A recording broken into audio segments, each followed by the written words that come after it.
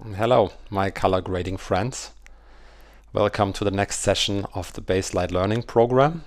And today I cover another of the main grading operators in Baselite.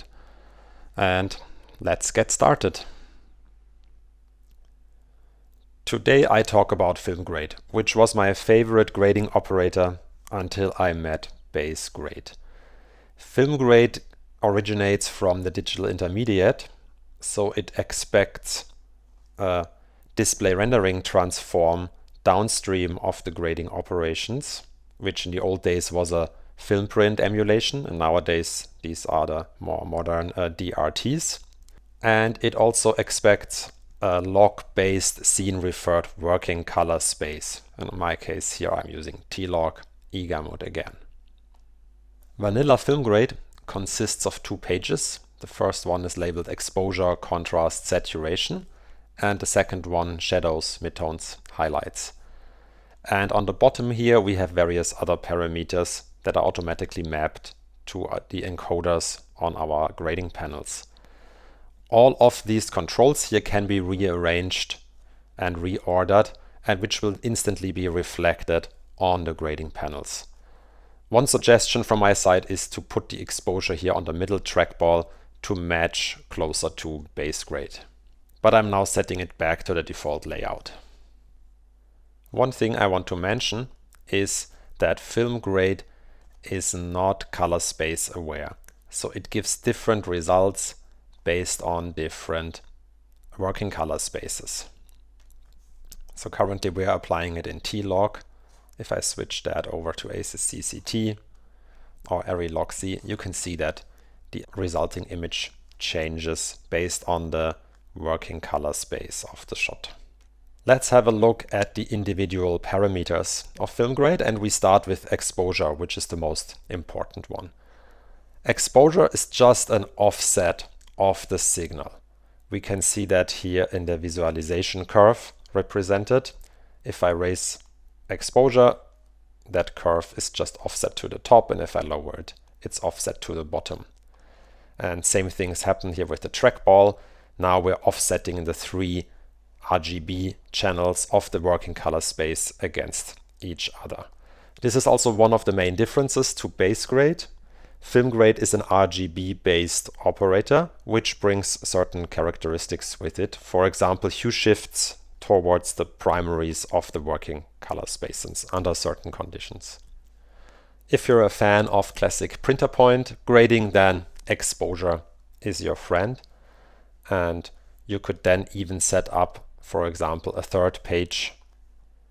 Let's label it printer points, where you then put the RGB and the CMY exposure bumps directly onto your grading panel.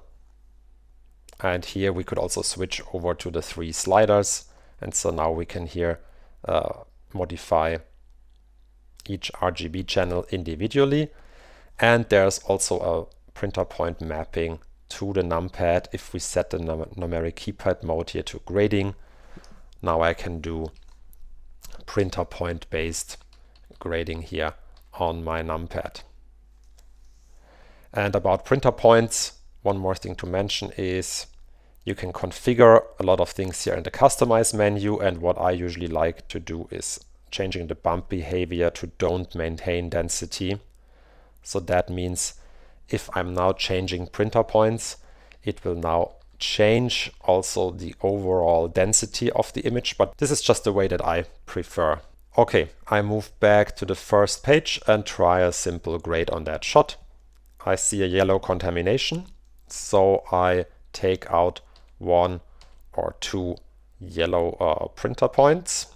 Maybe two was a little bit too much, so by holding down Command, I can move back half a point in the other direction. And I think I'm already happy with that, and I move over to the next shot. This scene here has quite a high dynamic range. So here we have the background, which is hit by direct sunlight. If I lower the exposure, we can see we can get a nice exposure back here. And if I raise the exposure parameter, we can see then we get a nice exposure for the foreground. And what I want to illustrate here is one of the differences between film grade and base grade, because film grade is typically applied in a log-based working color space, and these log working color spaces typically have a toe in the shadows, which makes sense. But this brings then some overcompensation in the shadows with it. So let me show you that here. So when I lower the exposure a lot, we can see that we're really losing here some of the values in the shadows, in the blacks. So they're really going below the 0 line. And if I raise it a lot, the image gets very, very milky. I show you the similar operation here in base grade. So now if I'm stopping it down heavily, you can see that instead of really losing the details here, they are just compressed very heavily in the blacks. So that's a subtle difference. And when I'm raising the exposure a lot, we can see that the contrast here of the foreground stays more normal for a longer range. So it's not looking as milky yet as in film grade. And so generally I prefer the way base grade behaves, but there are some circumstances where the film grade behavior is giving nicer results. On the next shot we have a similar case, but with color. We have a really strong green color cast here, coming from a green light in the scene, and we want to balance that out. So I will use the exposure parameter for that, but instead of trying it manually, I will show you the balance exposure tool in film grade. Balance exposure drives the RGB exposure based on a pick in the image, and you need to pick something that should be neutral. So I will use that white piece of the costume here. And we can see that exposure is a really nice tool to work on global color casts. But in direct comparison to base grade balance, for example, you will notice that the shadows can be overcorrected with heavy corrections like this one here. So here we see a magenta contamination in the darker areas of the images. So when doing heavy lifting work with exposure, doesn't matter if it's color based or brightness based, you should expect to do some minor tweaks of the shadows afterwards. Moving on to the next shot. So here we have a really low contrast scene, probably caused by some stray light hitting the lens. And so we have a good opportunity to examine the other main parameters, contrast and saturation. Contrast adjusts the slope of our curve. If I increase the contrast, that means values brighter than a certain point get even brighter, and values darker than a certain value get darker. And that middle point is the contrast pivot, which I can also shift around. And this is then the pivot point for that slope rotation. With contrast, the curve always stays a straight line. So it's not an S-curve based contrast. You might wonder why, and the reason is, as I mentioned before, film grade expects a DRT or a print film emulation downstream, and that DRT applies the S-curve to the image.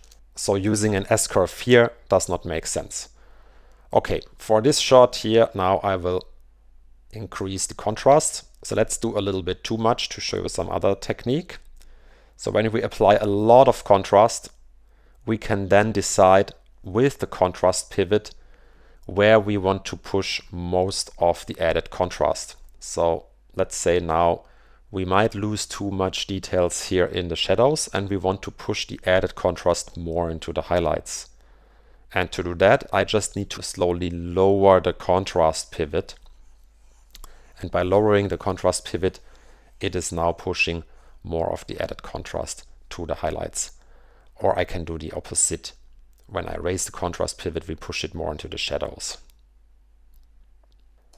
Let's look at the extremes for the contrast pivot. If we bring it all the way down to 0, then contrast behaves exactly like gain in video grade, also color-wise.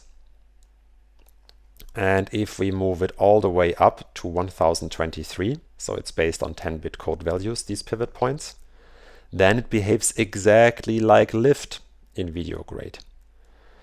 But with the contrast pivot, we have also all the shades in between lift and gain, one could argue. I always imagine it in a way that with lift and gain, we are holding both ends of that line and we're moving the endpoints. And with contrast, we're holding the line somewhere in the middle at the contrast pivot point, and we're then rotating around that pivot point. So the point to take away is we can do similar operations to lift and gain with contrast and contrast pivot, but with different handles on the curve. Okay, now let's work on that image. What I would do is raise the contrast a lot, probably. Yeah, maybe something like this. Then we can also have a quick look at the saturation tool here. With saturation, as the name suggests, we can change the saturation of the image. And the algorithm underneath is the same one as in video grade. So there is no difference between video grade and film grade saturation. But what I really like about the film grade saturation is that it's mapped to one of the large rings. And I really like working on contrast and saturation on the large rings on the panel. But that's just my personal preference. Now let's have a look at the color parameters of contrast and saturation. And for that, I move into a second layer. So this is also my recommendation. When you work with the trackballs in contrast and saturation, do that in an isolated layer, because with these parameters, you should be more cautious. The contrast trackball offsets the contrast of each of the RGB channels against each other. I move the trackball into the warm direction, and that means the contrast of the red curve is now stronger than the one of the green curve, and that one is stronger than the one of the blue curve. And we see as a net effect on the image that the highlights are tinted warmer, because here red and green are higher than blue, and the shadows are tinted in the complementary cold color. So they are getting colder because here blue is higher than green and red. So what we see is what I usually call a cross-toning effect on the image. So the highlights are getting warmer, the shadows colder. And with the contrast pivot, I can decide which areas in the image should be tinted warm and which areas should be tinted cold. So this is like the cutoff between cold and warm area here. So I will quickly store that into a scratchpad slot so that I can show you some more examples. So what you should remember is always the direction where you move the trackball is the color for the highlights. So we could also do, for example, here magenta highlights, green shadows, or we do blue highlights, warm shadows, and maybe this one here, green highlights, magenta shadows, and here we have one more. Now I will quickly flip through the different looks, and you can see it has a very strong effect on the global look of the image. My advice is don't use that for shot-by-shot grading. So personally, I never do that in my first layers where I do the shot-by-shot adjustments, but I often use that tool here more at the bottom of the stack to build certain looks. Maybe after balancing all the shots, then to try out different looks to see where it resonates well with the image. For example, this one here, and then we could go in and maybe fade it a little bit back to make the overall effect a little bit more subtle. Okay, but let's reset that and have a look at the saturation trackball. The saturation trackball is not the same as the exposure trackball. It's more focused towards the highlights. So it behaves similar to the gain trackball in video grade, but not exactly the same. But you can imagine it as a color balance that is focused more towards the highlights. In this example here, I could maybe try a very slight tint towards the warm colors. Yeah, and we could try again a little bit of our cross-toning effect here to then get a nice tweak on the look of the image. And if I bypass both of our film grade operations now, we can see that we get a really nice effect on that shot. Okay, moving on. This shot here has a really strong contrast in the scene. So we can see here that strong light hitting the hand. So here we want to lower the contrast. And my advice is do that contrast lowering really heavily. So here now we have really milky blacks. The image does not look realistic anymore. And then in a second step, we move to the second page and then lower just the shadows parameter. Here I realize the range that I have going down to minus 0.5 is not sufficient, but instead of turning on extended ranges, I just raise the shadows pivot so that more parts of the image are pulled down. And so now you can see we have a really strong contrast lowering effect, but still maintain a good black level in the image. So this is one of the techniques I wanted to share with you.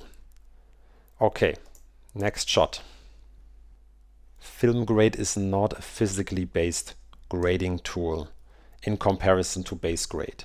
So I show you quickly here. In base grade, when I tint the shadows, for example, cold, there's a natural relationship between the color and the brightness. Something that is completely black means there is no light, and if there is no light, there can also be no color. So there's that natural behavior and roll-off of colorfulness and brightness in the shadows. And when we have a look at film grade, we can see that here with the shadows tool, we can do more artificial tinting of the shadows with that parameter. So here, if we want to have that really, I often call it like a print paper look with one of the color channels really offset against the other ones, this is something that you can't do in base grade. So base grade will always look a little bit more plausible and realistic, but with film grade shadows we can do these more abstract effects. So what does the shadows, midtones, highlights tool do? Let's examine that curve here again. Shadows just works the curve in the lower region up until the shadows pivot point. So if I move that, we can see that the curve always stays smooth under all conditions, and with the shadows pivot we control that point where the tool kicks in. Midtones is a tool that I rarely use, and you can see it bends the curve here in the middle, which then corresponds more to the midtones. Midtones does not have a pivot, but it is influenced by the shadows and the highlights pivot. Okay, I reset all of that. The highlights tool is the opposite of the shadows tool, so it works on the curve here down to a certain point, which is the highlights pivot point.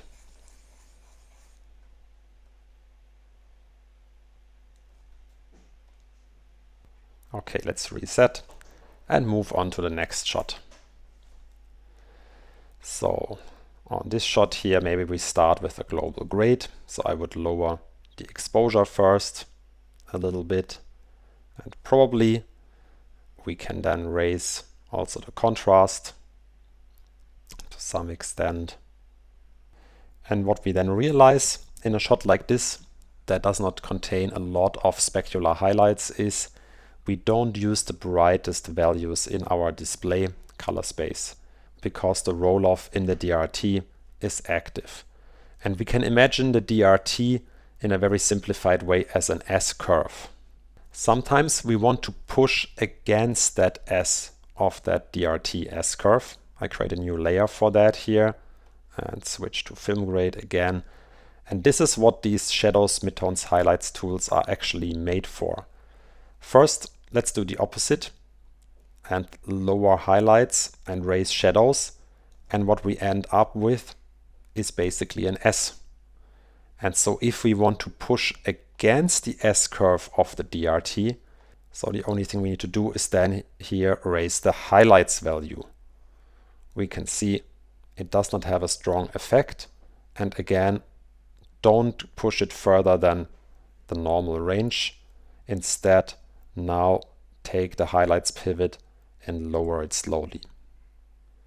And so now we can see we can get a really strong boost here into the highlights. And my typical technique is first move it all the way up to 0.5 and then lower it to a more gentle value. Something between 0.3 and 0.4 I usually settle with then in the end. And so now we can see we get that nice boost here into the highlights without sacrificing the overall contrast. Because in comparison, if I bypass that one more time, if we would try to use the higher range just with exposure, we can see now we're just moving the overall image harder into the soft clip, so into the soft roll off. So we're losing the contrast here.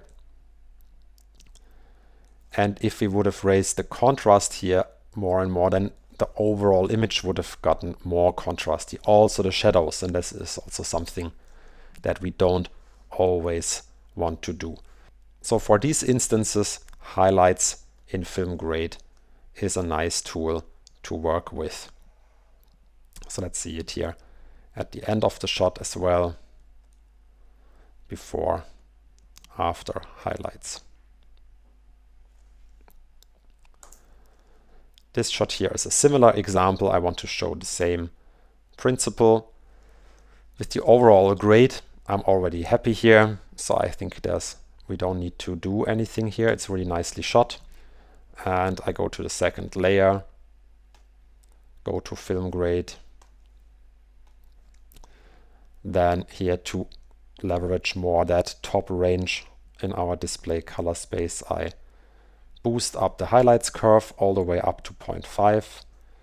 Then slowly lower the highlights pivot until I see a nice effect, maybe somewhere here.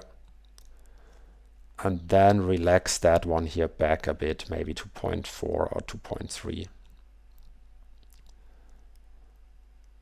And let's see the before and after. This is before, this is after. I think again a nice example of how we can use the highlights tool. So this is what I sometimes refer to as energizing the highlights. And because we are doing this in RGB, this boosts up not only the luminance and the contrast in the highlights, but also the saturation. Because the saturation is the difference between the color channels, and with a higher contrast, we also see higher differences between the RGB channels and therefore higher saturation.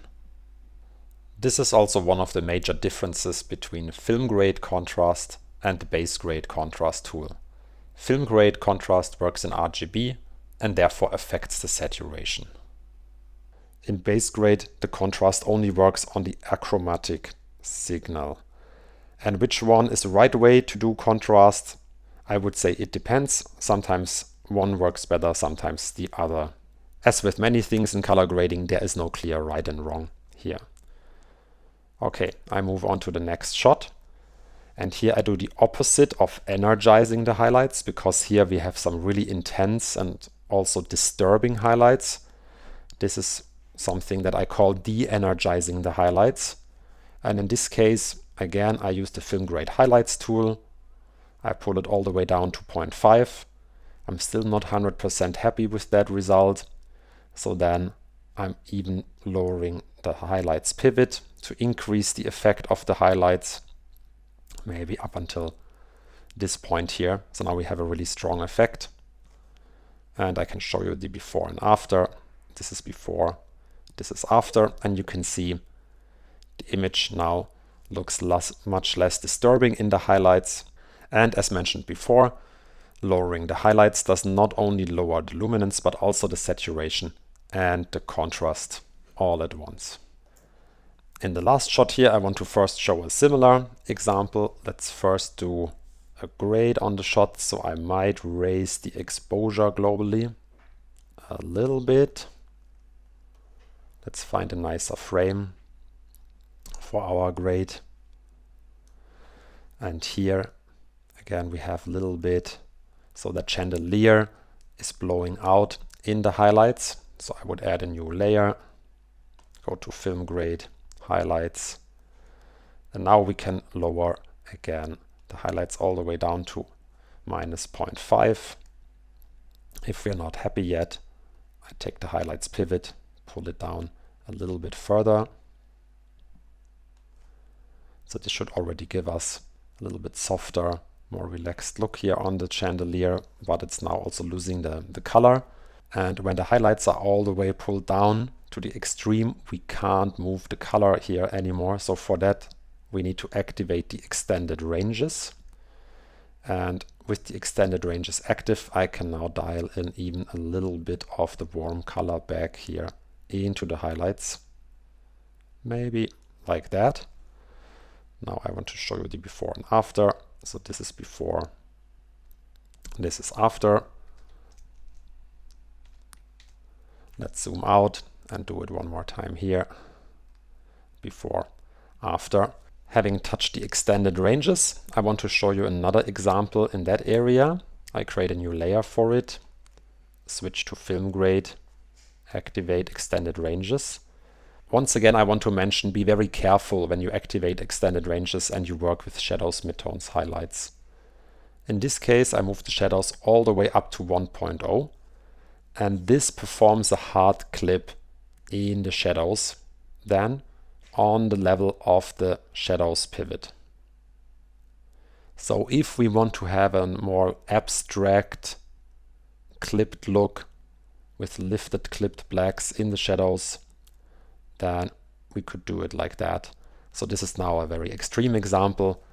We would probably relax that one a little bit. I show you how. We would lower the shadows here, maybe tint it also with a specific color. In that case, let's go into a more deepish blue. And then we could also fade back the effect of the whole layer a little bit with the result blending. And we would go to that result. And the very last thing I want to show you about film grade is how to use it as a technical hard clipper. So let's convert here, for example, into the display color space in the stack. So now below the color space strip, the image is now in Rec 1886, 2.4 gamma, Rec 709, the display referred color space. Now I go into film grade, extended ranges again. And this time, let's use the highlights for hard clipping. I pull them all the way down to -1. And then I can just dial in the code value where I want to perform the hard clip.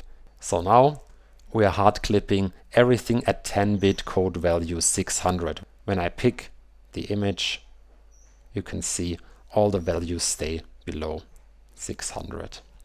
Okay. So that's a technique of how to perform a hard clip in a display color space. And this was all I wanted to show today. And I move on to the questions. Okay, so here's one question about the tonal ranges and the differences between exposure in film grade and balance in base grade, if one of them is maybe focused more on a specific tonal range, like the midtones. And the answer is that both do not favor a certain tonal range, so both work globally on the whole tonal range of the images. They are very comparable to a white balance in the camera or in a RAW decoder. And the difference that I pointed out also in the presentation is that exposure can overcompensate the shadows. And that's because of the toe in the log working color spaces. And that toe is nice to have, but that's then one of the side effects. So when you do heavy lifting with exposure, you should expect to do maybe shadow tweaks afterwards. And the other question is about the shadows tool in film grade and how it compares to the flare operator in base grade.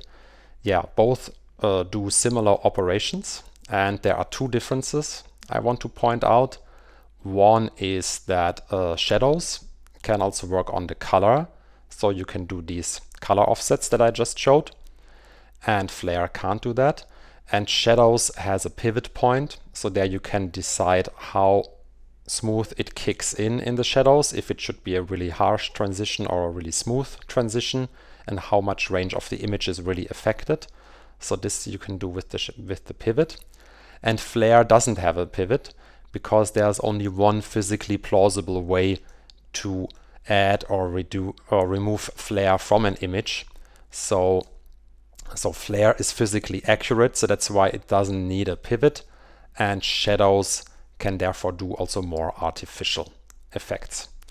Okay, that's it for today. I say thank you for watching and see you next time in the Baselight Learning Program.